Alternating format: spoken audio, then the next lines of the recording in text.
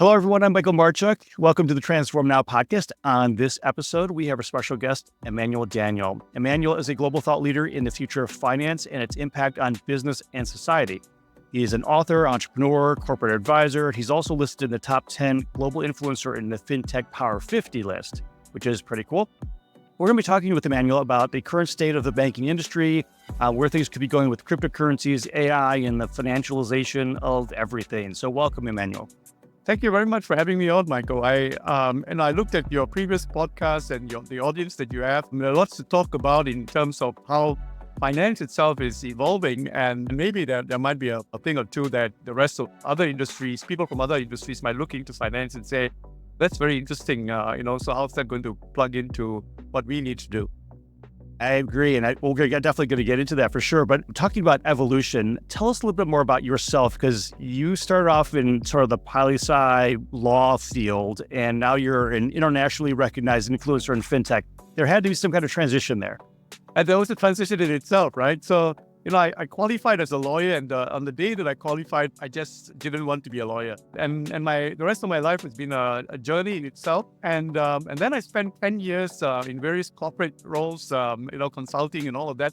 And then I fell in love with banking, because in my part of the world, if you start a publication or a research or a consulting business around the state or government, in those days in the 90s, governments are very sensitive about themselves. You go to jail and stuff like that.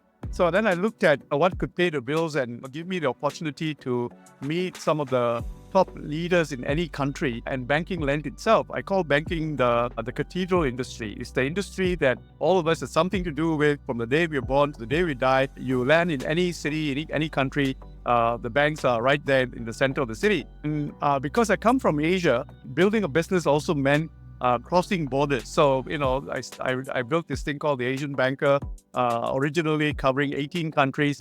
And then it became Tab Global because we started to expand into, other parts of the world, in the Middle East and Africa and so on. And we run programs out of Silicon Valley. We bring banks from around the world to meet with innovation leaders, stuff like that.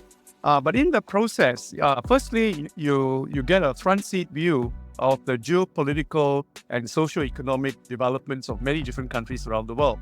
One of the regions where I have had the privilege of having a front seat view was China. And that's because I was there by the time I built my business, the year 2000, I came into China not knowing anything and not also knowing that the Chinese big four banks were preparing for the entry into the WTO, the World Trade Organization, in 2001. And then one by one, they got listed out of Hong Kong, in 2003, 2004.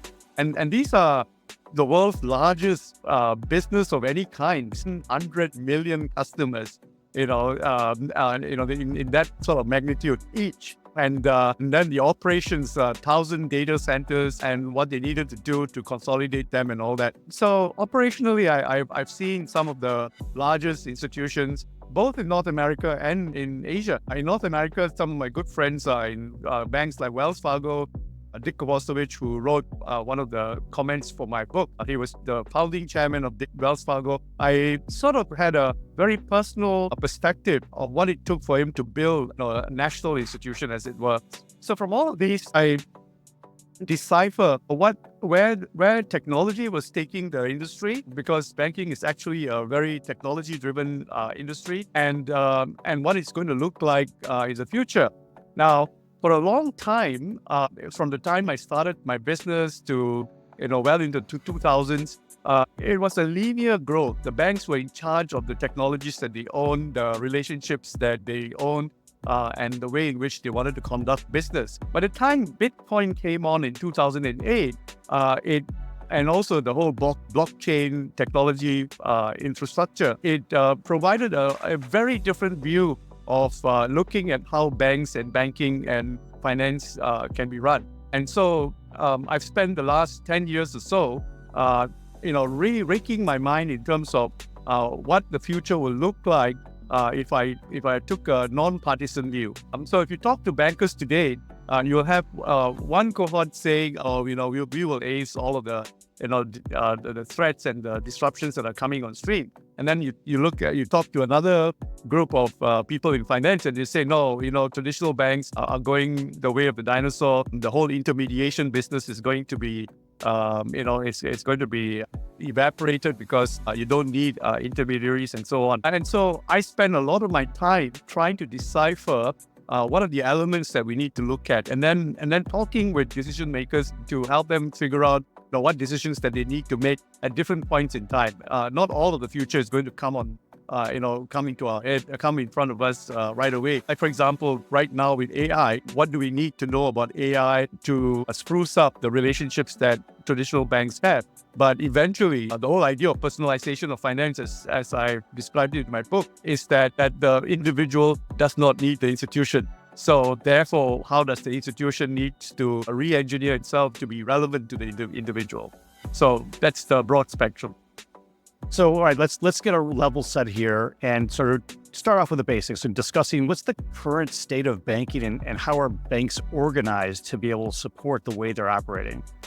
So that's a very good spot to start off with. And the best way to explain is what core banking systems are. Core banking systems are essentially software that the banks just kept building and building and building to such a level of complexity that no one bank can manage its own core banking system. At the core of the core banking system is something called the general ledger. And then when you expand out of that, you throw a lot of data into the general ledger. And then you have applications that sit on them that enables the bank to sell savings accounts and insurance and all of that. And then you have the data processing center on top of that, which tells the banks what the customer is doing and so on.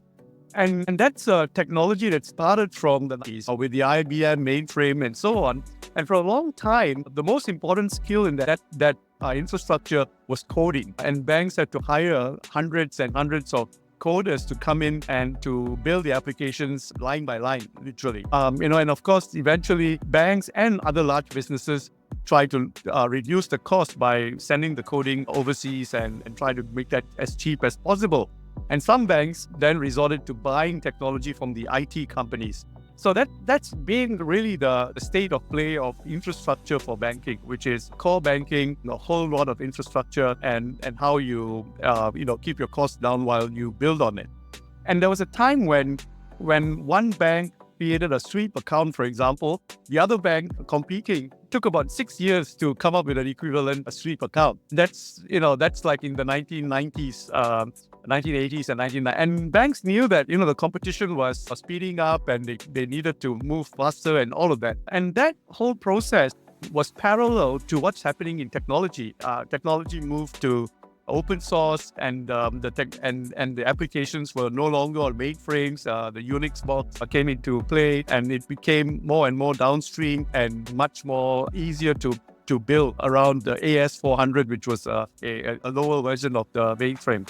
But what was happening in all that time was that around the world and in the way people lived their lives, we were all generating a whole range of data that banks and businesses needed to have access to. And the core banking system made the data that the bank had around the general ledger static. It was historical, and it didn't tell what the customer was about to do. It was passive. It was not an active set of data. So banks had to go through a process of re-engineering their thinking to come to terms with the fact, and I say this in my book, that the data that is outside the institution is more important than the data that's inside the institution. So conceptually, they understand that, but operationally, to live it, it's been a journey, and it's continuing to be a journey. So today, banks have come to a point where they are more comfortable in enabling their partner organizations access to their APIs. The banks were the last onto APIs, by the way. I mean, you've got any average Adobe or Microsoft, which have millions of APIs developed around their customers, and their customers have access to their platform to build these APIs. And because of legislation and regulation, banks kept their partners out. So now they're beginning to feel comfortable working with their partners, and then to put those APIs on the cloud, and then interact with the external person. So you can see that they've made some progress, but they're not where the technology itself is. And in order to get there, it's a combination of making sure that the infrastructure that they have is secure and at the same time responsive to what people are doing in their everyday lives today. So you talk about this everyday life thing, and I want to get to that kind of personalization thing, because you mentioned that in your book. What do you see, where do you see the role of banks in this whole personalization of finance to remain relevant with our customers? So let's take where personalization is taking us and then work backwards from there. Where it's taking us is, if you look at crypto technology, and some of your audience may not even like the idea, but I would ask them to spend a moment thinking about the fact that the idea already exists today. And that idea is that you and I do not need an intermediary to transact financially with each other. Because of tokens and because of crypto, you and I can exchange cryptos with each other without an intermediary. So that's the conceptual future that already exists today, and it's something that we just cannot debate against. You cannot wish it away. But it's not entirely a reality yet, because the institutions haven't embraced that future, and the regulators are keeping out the whole crypto or the whole tokenized industry, out of traditional banking, and reinforcing the role of the banks as an intermediary.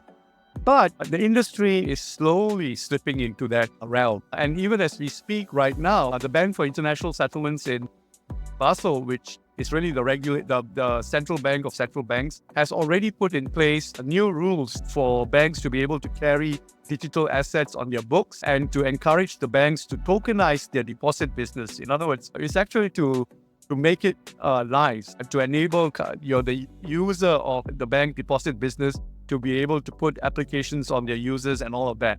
So the laws are already in place, and the tokenization comes into effect from January 2025.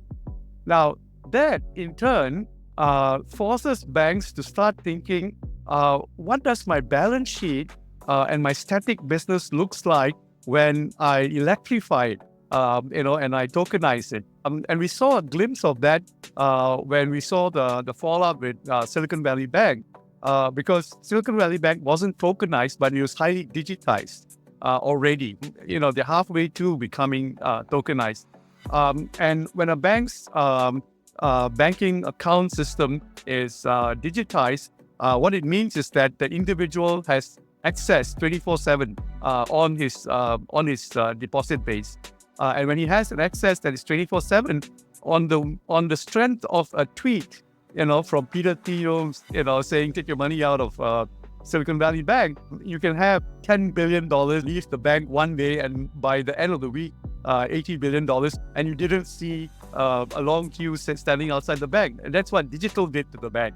Now, when you bring in to tokenize, there's going to be a whole lot more fallout, and banks will be scrambling to be able to hold their balance sheet together, and stay stable and secure, and still be able to provide banking as a service.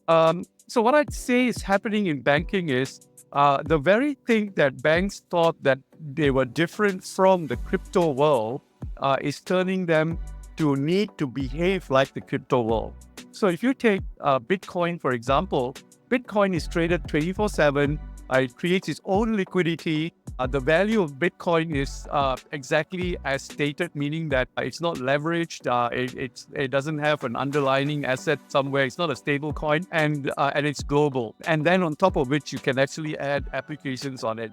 So banking is finding that it's going to be needing to begin to behave like a crypto over a long period of time. And as it slides into that realm, it needs to take a look at the static, passive, historical core banking system it has, and say that, wow, this is not enough to give us the kind of infrastructure we need to be 24/7, unleveraged, and application centric. So that's where they are. And my job as a futurist is to sit down with directors of banks and so on, and even in the decisions that they make as to which core banking vendor to work with, we need to look out for core banking vendors who are taking that roadmap for the bank, and not many there yet. And in fact, even with AI, a lot of core banking vendors are still scrambling to be relevant to the whole relationship with banks. The thing about technology is that banks are the biggest users of technology among all the different industries, and therefore there's a whole nexus of technology vendors who exist because the banks are their clients. So when you put in AI, they need to move fast in order to continue being relevant to the banking industry. And so that's where the changes are right now taking place. And then the changes will continue taking place. So we really need to have a roadmap as to where this is taking us, and then make decisions on how to take a core banking system from where it is to what it should become. Gotcha. So part of this is looking at a shift of the assets that are sort of managed or maintained by the bank. So there's a currency that they have with deposits, and then there's lending on top of that. So there's a whole kind of functional model that they're working with right now in terms of how they make money. They make money by lending out the cash from deposit, and then depending on where you are, if you have a fractional reserve system like the United States does, you can actually create money by doing this lending, and there's incentives for doing it from central banks. So we start broadening out what banking is and what it does.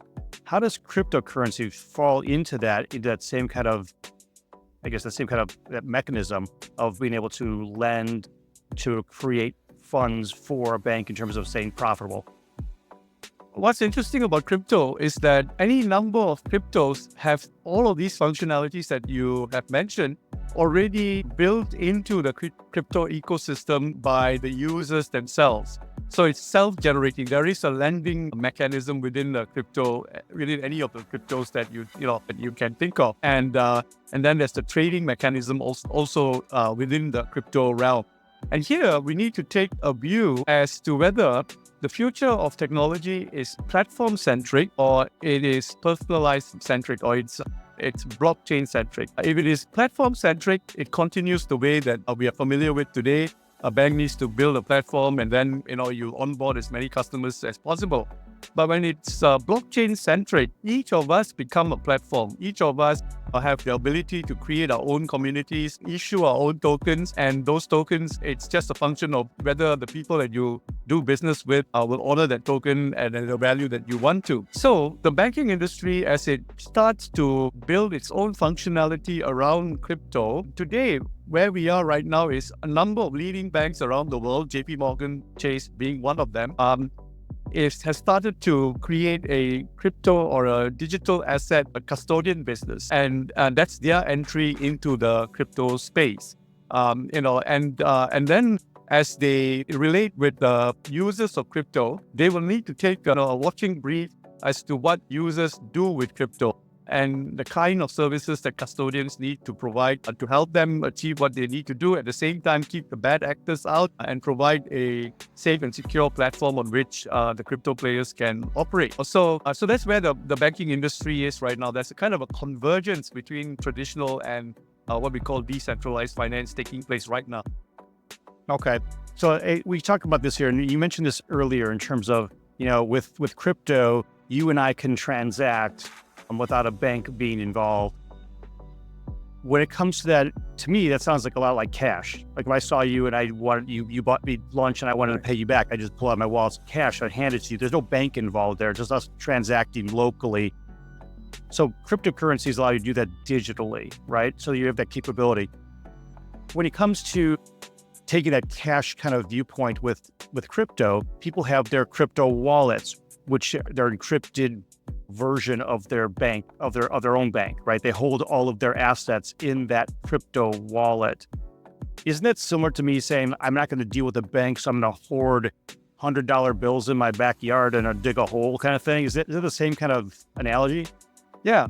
And at the same time, different people will operate differently. So some people like to keep their digital assets on what's called a cold wallet, and some would use a platform that they trust, and that's a hot wallet. And some need to have part of their digital assets which are easily tradable, and so they have Lightning wallet and so on. So the whole industry, banks and the new players as well, are in the process of trying to figure out what is the revenue generating business model that will work for them. And everyone is on a learning curve right now. So the players who've already announced digital wallet with custodian business and transaction platforms and so on, none of them are making money yet, not even JP Morgan Chase, but it is still very early days, and they're trying to figure out where this is going to take them. And where it's going to take them depends a lot on how society interacts with itself in the use of these digital assets. And cryptos are only just one type of digital assets.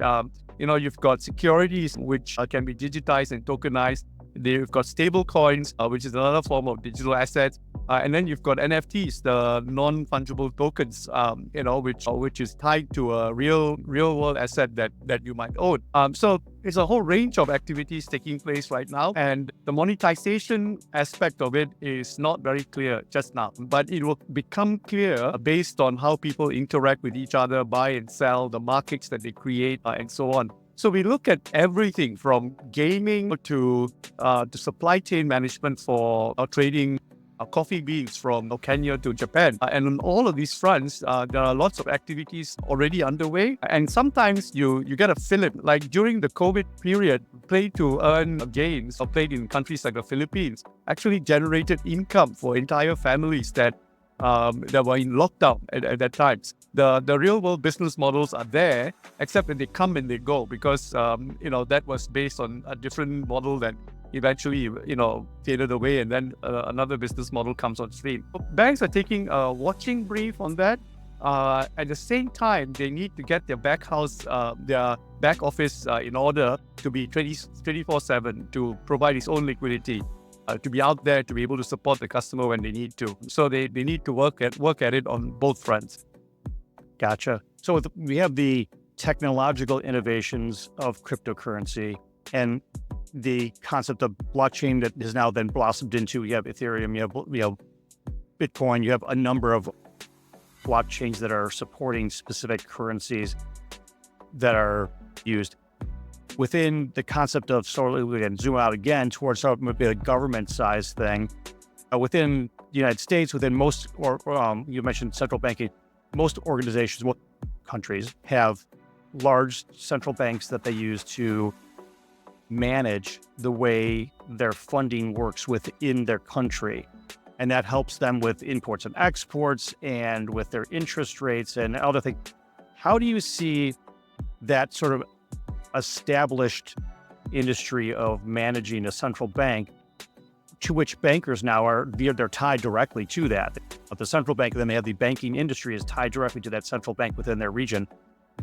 How do you see crypto either upsetting that, or how do you see them connecting? Yeah, the short answer to the very complex question that you put together is that, and I say this in my book, which is that innovations only ever happen in times of crisis. Okay? So all of these possibilities are emerging and they're all out there, but none of them are imminent.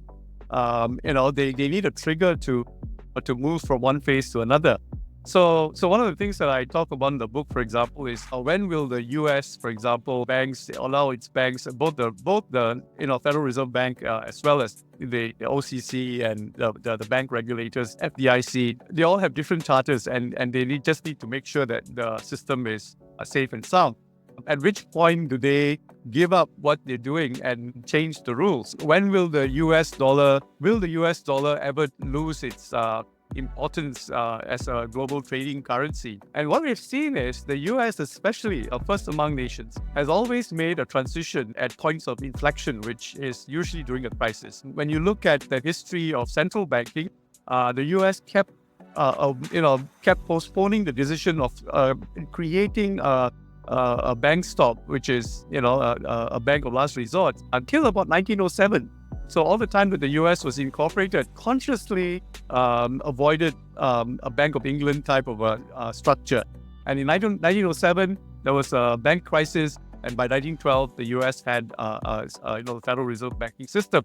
And then from 1945, the Bretton Woods Agreement, 1944 to 1971, every US economist would swear on the idea that the value of a currency should be backed by gold. And then one fine day in September 1971, Nixon comes on TV and says, guys, we're not going to hold our currency to the price of gold. This is a temporary measure, but then that was the inflection point for which currencies worldwide then became floated on a trade-weighted basis. So you need to look for the inflection points at which a country or an economic system makes a decision to use new technology. So one of my predictions is that the US will digitize the dollar. And it will do that in order to, retain its supremacy as a global trading currency. And the reason being a global trading currency is important to the US is because it's generating a lot of debt that needs to be exported, that needs to be bought broadly, it needs to be traded. And digitization is the next frontier that avails it for broad-based consumption. And the way it will do it, and it's got different options. So right now, a central bank digital currency, Congress has moved to not take that route and to disallow the idea of a retail CBDC. However, my friends in both the Federal Reserve banking system and the Treasury Department who love the idea of CBDC are saying now that they might promote a wholesale CBDC instead. The US will probably go through 20 years of knocking this through and seeing what works and so on. And at some point of inflection, it will make a decision. And one of the decisions open to the US and to many different countries around the world is the decision of the BIS to encourage their banking system to tokenize their deposit. So when you tokenize a average bank deposit account in a small town in the US, what you're effectively doing is allowing the bank to issue its own form of stable coin, which then gets traded because it's interoperable, it's open, it's got its own liquidity and all that. So from a technical point of view, I can see how the US will digitize its economy, its currency, and remain relevant for the foreseeable future. And they're all connected with each other. So at the local level, the banks are thinking, how should we play this digital assets business? And then at the global level, you have geopolitical type decisions being made, which then carries everybody along.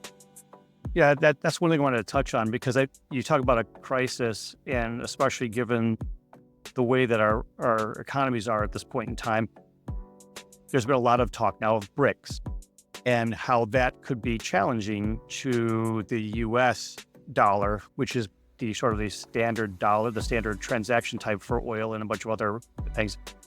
We start looking at that. Do you see that as a potential ignition of that next set of innovation?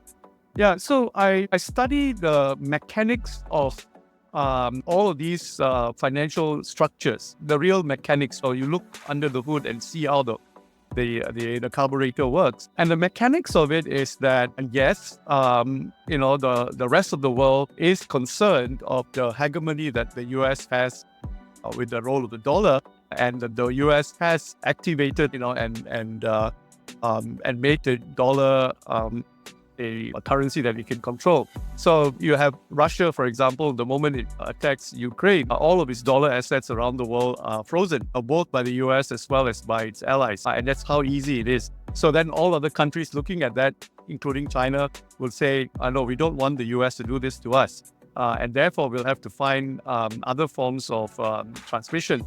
Now, today, the dollar as a trading currency is 80% of global trade. And then you have the euro, which is like less than 10%, and then every other currency is like 3%. In that level, they're not even a starter in that way. From a structural point of view, even if the dollar went down to 40%, it will still be from 80 to 40, half of that, right? And say another currency comes up, or a bunch of currencies come up, it will not lose its reference value. Because all of the other currency structures will be fragmented. So when you see China making a deal with Saudi Arabia, for example, that deal is on a swap agreement basis. People forget that the Chinese renminbi never leaves China, that there is no current account and capital account convertibility of the Chinese renminbi. And the renminbi that exists outside China actually is cheaper than the renminbi that's in China, because by policy, they've kept the rates up in order to hold the banking system together. And the Chinese government does not want to see the renminbi come back from outside of the country. So structurally and operationally, there is no such thing as the internationalization of the renminbi. So what there is, however, is that on a bilateral basis, China makes a deal with Saudi Arabia. Saudi Arabia sells $80 billion worth into China. I think it's the other way around. Buys $80 billion worth from China and sells $40 billion worth. It's sells $80 billion worth of oil and buys $40 billion worth of traded goods from China. And the Chinese central bank gives Saudi Arabia a swap line, which is a credit line on which it can borrow, but the renminbi remains in China. So when you see this kind of arrangement, and then there are other kinds of bilateral agreements, like in the South African groupings that they have, the South African rand provides the anchor currency for a small group of countries. Now, the thing about BRICS is that BRICS is honor among thieves. It's countries that essentially don't trust each other, but coming together for a common cause. There is as much instability within a BRICS relationship as there is with the US, on a global trading basis. So we are very likely to see a highly fragmented global financial structure where bilateral arrangements help to solve specific trading problems, but the alternative global mechanism, something has to give if another currency or another platform is going to be global. If anything at all, it is crypto that is more global than anything else today. Right now, the system already works. It's just that the regulators don't want to see it come into the follow banking infrastructure, because it's also used by bad actors as it is, as a legitimate trading remittance platform. Well, I want to touch on that for a second too, because to me this seems like it's the same thing all over again, just electronically. Because for the longest time, and it still exists now, I assume, because I'm not involved with it, but the idea is drug dealers will use currency, in most cases, the $100 bill of the United States, as their transaction mechanism, right? And that's been done. When you start talking about bilateral agreements, now it sounds like barter to me. So these are all types of concepts that have been around for a really long time. Now the concepts are coming back in if you're trying to dismantle sort of the system that's been created, where the US dollar is that sort of intermediary value hold, whether or not you agree with it or not. The reality is that this dollar, even if it's manipulated by the United States government and the Federal Reserve in terms of its interest rates, et cetera, it still has a value. And we're going to agree on that value as we make a transition between what I believe value is here and what you believe value is there. We come together to create that transaction, which in this case is done in dollars. Do you see that same kind of process going forward, where the crypto of some kind, whether it's Bitcoin, whether it's Ethereum, whether it's something yet to be created, has that same kind of effect? The baseline reference, asset of any value is gold. And so even among all the cryptos with functionalities, Bitcoin is digital gold. It has the least number of applications around it, but it's not been the trust in Bitcoin actually grows. The more networked it is, the more secure it becomes. And so even more and over and above the dollar as a global trading currency, the world looks for a backstop asset which is indisputable, right? And so it's really the concept of gold that you're looking for. And so if we can make digital gold, we'll be fine. I mean, the dollar has its own high risks. So the US economy is creating a whole range of inflationary pressures, which are then carried by other economies, and they don't want to do that, and there is a Ponzi element where the dollar applied to the capital markets generates an incredible amount of value that the rest of the world tries to benefit from. But in the real economy, it's hard to tell at the moment, and if at any point the US defaults on its treasury commitments, the trust goes down one more notch. The trust has already gone down one notch, by the way. So if any of these elements take place, the world will be scrambling for a reference currency. And unlike the transition from the British pound to the dollar, where the decline of the British Empire made the pound less global, there is no similar mechanism for another currency to take over. And the reason is that around the world, the Chinese renminbi included, no currency wants to offer itself to be globally tradable and acceptable, which then puts the high risk on the economy to deliver. The US is the only country in the history of mankind which has externalized its dollar debt and doesn't care if it comes back or not. It's a very unique phenomenon that doesn't look like it's going to be repeated ever again. Well, the United States is the great experiment, and I guess that's what we try on all sorts of levels, so both politically as well as financially. So for your last word here, you talk about banking where it is now. Where do you see 5-10 years? Where do you see that transition happening when banking doesn't look like it does today? Yeah, so this is a point that I spend a lot of time thinking. And when you look at other industries, when you look at energy, for example, you'd say that fossil fuels should have ended by now. But instead, it just keeps rearing its ugly head and keeping itself relevant, well into the future. So, and all of the other alternatives sort of provide a kind of, a distraction or an alternative model, but they don't amount to a overhaul or a wholesale replacement of fossil fuel. And like that, you look at other industries, the whole intermediation business. That's what I put my finger on to say at which point do we not need institutions as we know them today. And it's a long tail, but in the process of disintegrating, institutions scramble to keep themselves relevant. So when you look at banking, for example, they introduce call centers in order to take pressure off the branches and reduce costs and so on. And then they introduce bots into the call centers. And then now you're introducing AIs that can talk to customers as if they are real people. You're reducing costs and you are introducing the new technologies as they become available, but your business model hasn't changed yet. It's still someone talking to you, and you try to automate that as much as possible. But the inflection point comes when as a user of banking, don't even need to talk to the institution. That the bot that I'm talking to is somewhere else on a different platform. And I can transact value, make transactions of assets with value on them. So the thing is that it's incremental. And what's interesting is even as banks think that they are acing the technology game, it doesn't reward them with profit or a cost reduction. It just commoditizes that.